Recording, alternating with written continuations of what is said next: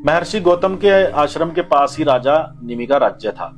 राजा निमि बहुत प्रतापी राजा थे। राजा निमि ने एक बार 1000 वर्षों तक चलने वाले एक यज्ञ का संकल्प लिया, जिसके लिए उन्होंने नियुक्त किया वशिष्ठ जी को। वशिष्ठ जी को कहा तो वशिष्ठ जी कहते हैं कि पहले मुझे 500 वर्ष का इंद्र का यज्ञ करवाने दो।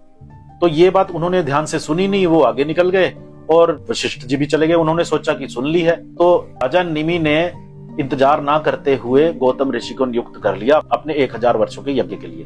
500 वर्षों का यज्ञ इंद्र का करवाने के बाद जब वापस आए वशिष्ठ, उन्होंने सोचा कि मैं राजा निमि का यज्ञ करवाने का वचन दे चुका हूं, परंतु वहां जाकर देखते हैं गौतम जी वहां पर यज्ञ करवा रहे हैं। तो उन्होंने श्राप दे दिया राजा निमि को कि तुम अपने देह को त्याग दो, क्योंकि तुमने मेरे साथ इस तरह से धोखा किया। अब राजा निमि की मृत्यु हो चुकी है और वो शरीर को त्याग चुके हैं, परंतु यज्ञ उनका चलता रहता है। जैसे यज्ञ खत्म होता है तो वहां पर देवी देवता उपस्थित होते हैं। वो पूछते हैं कि यज्ञकर्ता को क्या वरदान दिया जाए, क्या देह का वरदान दे दें, आप फिर से जिंदा हो जाएं?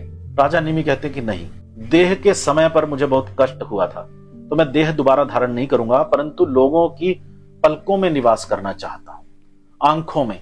तो उस समय से लोगों के अंदर जो भक्ति होती है वो उनकी पलकों के द्वारा उसको देखा जाता है।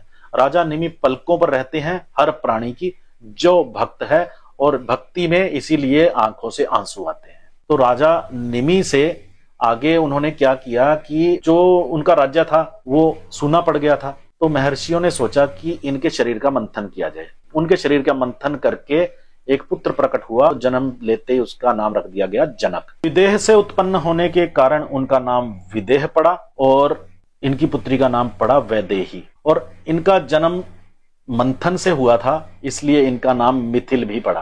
तो मिथिला के ये राजा कहे गए हैं। तो राजा जनक का कुल जो आगे है इनसे ही चलता है। धन्यवाद।